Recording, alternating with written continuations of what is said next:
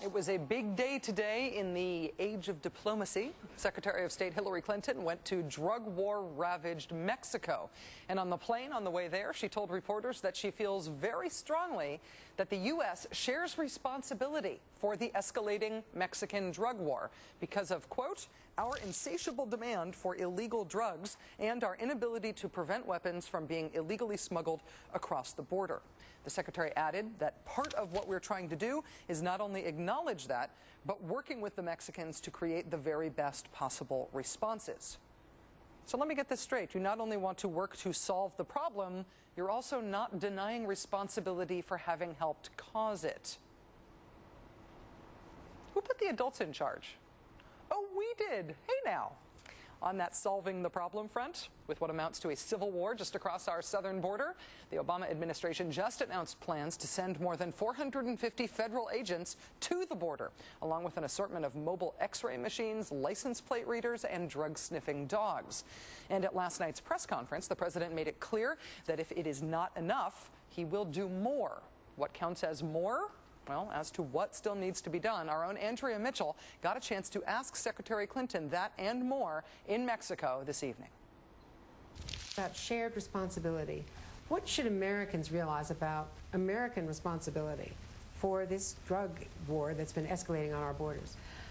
Well, Andrea, I think that's a really important question because we do have responsibility for what's happening in Mexico. It is drug demand in the United States which drives the drugs north across our border.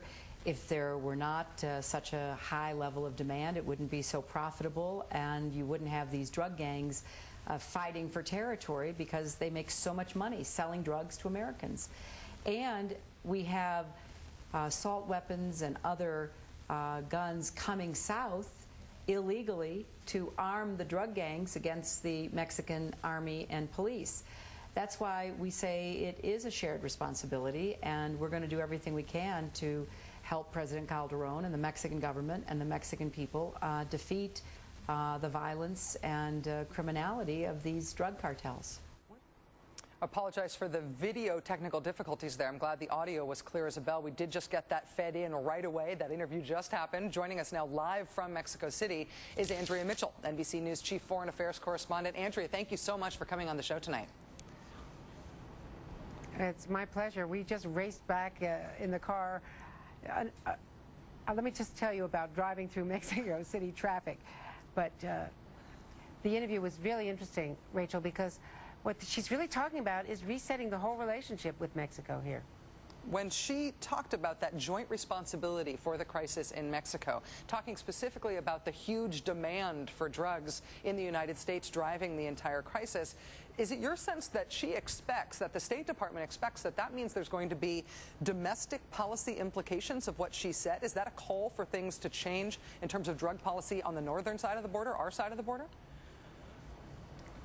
It is, and I think there's another step here that we're going to get, because she talked about what we can do back home on the demand side. I asked her about that, but also what we can do about guns. Now, they acknowledge that their first choice would probably be a reinstatement of the assault weapon ban, but they are not going to take on that political battle against the gun lobby. She has a long record of being against those assault weapons, and so she said, look, she's not going to sugarcoat it. It's a heavy lift, was her term, for what the politics would be of trying to go up against the gun lobby right now with everything else on the economic side that Barack Obama has on his plate. So the administration, according to Janet Napolitano in her testimony today, is going to do the best they can with high-tech tools, that they're going to flood the border with new technology to try to stop the guns from going south and stop the drugs from coming in.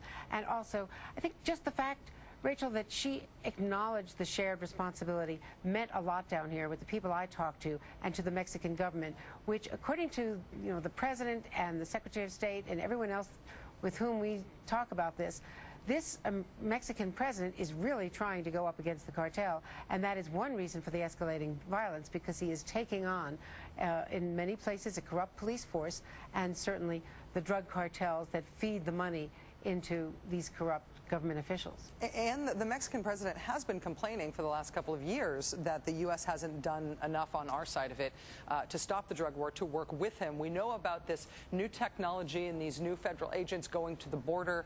Texas Governor Rick Perry has been calling for more National Guard troops to be deployed to the border. Do you have any sense of what else might be on the table, what else the administration might be considering doing if they decide to do more? Well, one thing is to do what they've already promised to do, because they promised helicopters, Black Hawk helicopters. She talked about that today, but a Mexican reporter got right up at the press conference and said, what about all the helicopters that you keep saying you're going to deliver? And Hillary Clinton acknowledged that the weapons procurement process takes a long time to get through that bureaucracy. So we have to actually deliver on our promises, and that's one of the things that she is talking about. But Eric Holder, the Attorney General, is coming next week, along with Janet Napolitano, Homeland Security Secretary, and the President on April 16th. And they're going to try to get their act in shape, certainly by the time President Obama gets here. You know, Napolitano testified today that this is affecting the United States, that this drug war has now flooded into 230 American cities. And according to the testimony today at one of these hearings, this is the largest organized crime organization in the United States. So it is a Homeland Security issue for us as well. And if there's any doubt that this government is taking it seriously, I mean, it's kind of incredible. Chairman of the Joint Chiefs, Attorney General, Homeland Security Secretary, Secretary of State, and the President all heading in person to Mexico over this time. Andrea Mitchell, Chief Foreign Affairs Correspondent for NBC News, thank you so much for braving Mexico City traffic to be with us tonight. I really appreciate it. Thank you.